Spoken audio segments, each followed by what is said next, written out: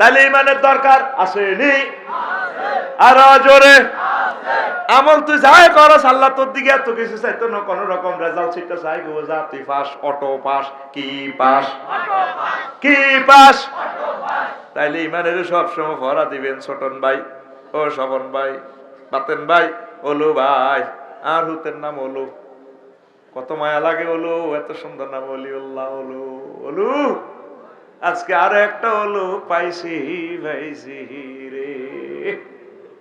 ইমান অত্যন্ত দরকার। ইমান ছাড়া লাইফ মারা, লাইফ কি যত কিছু করছেন ইমান ছাড়া সব বরবাদ। আবু তালেবের মতো আশেক রাসূল দুনিয়াতে নাই। আবু তালেব যতদিন এই দুনিয়াতে স্টিল ছিল, কোন মায়ের ফুট ছিল না নবীর গায়ে হাত উঠাইবে। আবু তালেব মরছি আর তো নবীর মায়ের তাইফের জমিন উনি ফেলেট বানালেছে, ফেলেট একেবারে শেষ করিয়ে গেছে, নবীর জিন্দা মারিয়ে গেছে। মুজা রক্তে ফায়জামা পাঞ্জাবি অত্তরই গেছে, গুমসাই মাদি সোঁড়ি কিচ্ছু দেয় না নবীরে। আয় হায় হায়। কিন্তু আবু তালেব একা হিমালয়ের মতো দাঁড়িয়েছিল। এই আবু তালেব কত বড় জান্নাত পাইতো, নবী তারা আমন্ত্রণ জানাইছে, শুধু ইমানটা না আনার কারণে হাতে শেষ। তাহলে এই ইমানকে পাহারা দিতে ইমান যাতে না ভাঙে। বাইশা বজু ভাঙ্গের কারণ আসেনি? আসেনি? ও বাইশা বজু ভাঙ্গের কারণ কয়টি? আর জোরে একদম। ইমান ভঙ্গের কারণ কয়টি? না না, এ নামাজ ভঙ্গের কারণ কয়টি? নামাজ ভঙ্গের কারণ 10টি, 19টি। কয়টি? আর জোরে জোরে কসা, আর জোরে 19টা কারণ হইলে নামাজ ভাঙ্গে। রোজা ভাঙ্গের কারণও আছে। রোজা ভাঙ্গের কারণ কয়টি? কি একটি? না আরো আছে, আরো বহুত আছে। বমি করলে, খাইলে, বাবিরা আইলা বিয়ে করি ঘটনা ঘটালে, নতুন বিয়ে করলে তো আসর রোজা রাখতে কন্যা হরে বাংতির আইন দিস মারি শেষ। বহুত রোজা ভাঙ্গার কারণ আছে। মুখ ভরিয়া বমি করলে, কিতে কিতে করলে, ঠিক রে? তো এভাবে ইমান ভঙ্গের কারণও তো আছে। ও তোরা শ্যামদাস ফুরগারা, শ্যামদাম ফুরগারা জানো ইমান ভঙ্গের কারণ কয়টি? একটি। কিতা ইমান ভঙ্গের কারণ 10টি। কয়টি? এই জিনিসগুলা আজ জানলা না রে। কুফরি করা, শিরক করা, নিফাক করা। নিফাক মানে মুনাফিকি। ইয়ানো এক কথা, হিয়ানো আর কথা। ইমানের লগে জুলুম মিশাইয়ালা, আল্লাহর লগে কন্টাক্ট করছে, আল্লাহর আইন মোতাবেক চলবো, চালাইবো, মানুষের চালাইবো, চলবে। আর এখানে 10টা 4টা ধর্ম নিজে ফেক্টো মারি দিছে। 10টা 4টা অফিসও চলবে। এরিস্টটল, প্লেটো, মেকিয়াভেলি, নিমকপ, নর্সকং, উইড্রুলসন, এটা হলো ধর্ম নিরহ হেক্ক। এই সমস্ত জিনিস বিশ্বাস করলে নেফাকিয়ায় যাবে, ইমান বরবাদ হয়ে যাব। 4 আল্লাহ ও বান্দার মাঝে ওসিলা সাব্যস্ত করা মাধ্যম। 5 কাফের ও মুশরিকদের পথ ভ্রষ্টতার ব্যাপারে সন্দেহ পোষণ করা। 6 রাসূল সাল্লাল্লাহু আলাইহি সাল্লামের আদর্শ ব্যতীত অন্য ব্যক্তির আদর্শকে শ্রেষ্ঠ মনে করা। ঠিক কিনা? আঙ্গ ছোটনেরা দে মিছিল দেয়, অমুকের সৈনিক এখন লড়াই করো, ঠিক কিনা?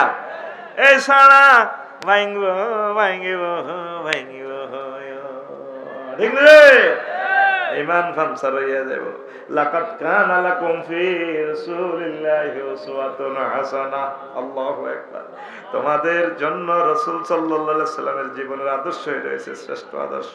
7 ইসলামের কোন বিধানকে অপছন্দ করা। ইসলামের যে কোনো বিধানকে অপছন্দ করবেন না। আপনি আমল করতে না পারেন তাতে অসুবিধা নাই। আমরা যদি কোন হুজুর আমরা জানলে কর আল্লাহ লাইন দিয়ে দেশ চলবে, দূর মেয়ে এমনি করলে কি দেশ কি চলেনি, মানুষ কেমনে চলবো?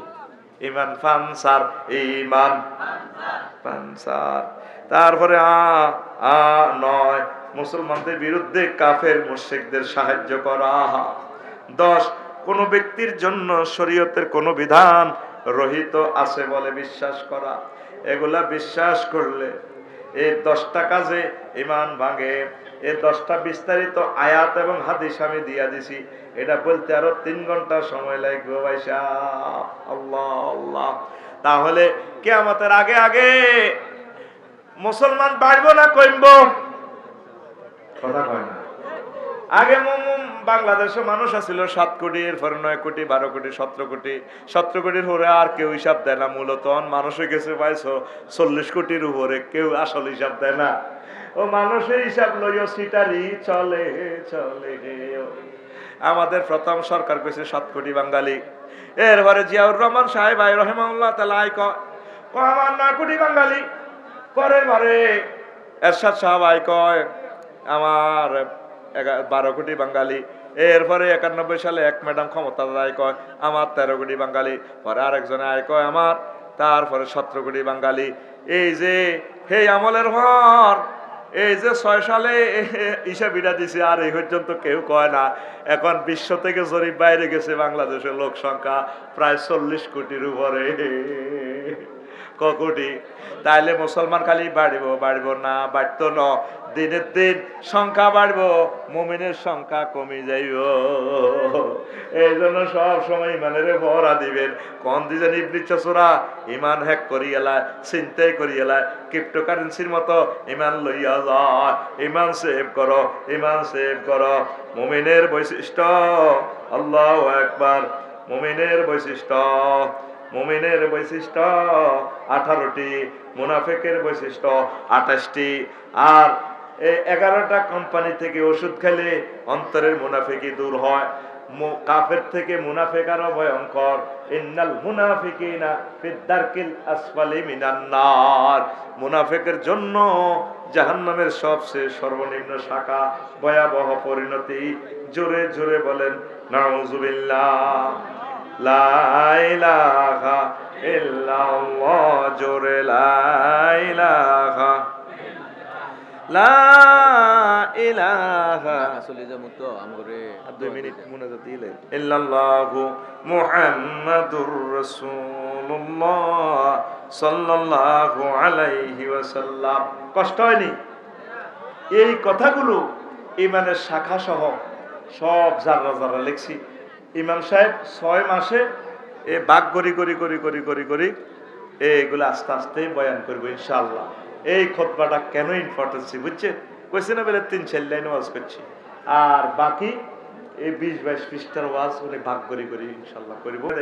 আলহামদুলিল্লাহিল্লাযী জাআলা লানা মিন যুররিয়াতি ইব্রাহিম ওয়া যারা ইসমাঈলা ওয়া জাআলা লানা বালাদান হারামান ওয়া বাইতান মাহজুজান ওয়া আন্না মুহাম্মদ ইবনে আব্দুল্লাহ লা ইউযানু বিহি ফাতা মিন কুরাইশিন ইল্লা রাজা বিহি বারাকাতুন ওয়া ফাদলান ওয়া আদলা।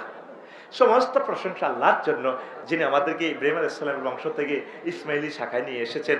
আমার ভাতিজা মুহাম্মদ এমন এক যুবক, বিসিএস ক্যাডার, তাম পৃথিবীর বুয়েটের সকল বিজ্ঞানী থেকে সবার চেয়ে সেরা। এক পাল্লা সারা পৃথিবীর যুবকদেরকে রাখবে, আর এক পাল্লা আমার ভাতিজা মুহাম্মদের রাখবে। আমার ভাতিজা জ্ঞানী গুণে সবারই সেরা। তাইলে আলহামদুলিল্লাহ মানে সব প্রশংসা কার? বোঝা যায় হাতে কত বড় আল্লাহর ওলি আবু তালিবা, ঠিক কিনা? কিন্তু এই আবু তালিবা আল্লাহর প্রতি ঈমান আছে। হাতে আর হাতের বাপের নেতৃত্বে, আব্দুল মুত্তালিবের নেতৃত্বে কারখানায় কাবা 360টা মূর্তি ঢুকাইছে। এই আবু তালেব, আবু জাহেল হাতের হজের ব্যবসা ছিল, ট্রাভেলস এজেন্সি ছিল, তাম পৃথিবীর মানুষের হজের খেদমত করত। কিন্তু আল্লাহর সাথে শিরক করার কারণে ঈমান পাঞ্চার পাঞ্চার বাইর মতো ক আতখোল এমনে ঈমান পাঞ্চার পাঞ্চার পাশেরটারে মারসা মাইবের সুযোগ করে দিছি, এটা বুঝছ সাগা ঘুমে তুড়া। ঈমান পাঞ্চার পাঞ্চার।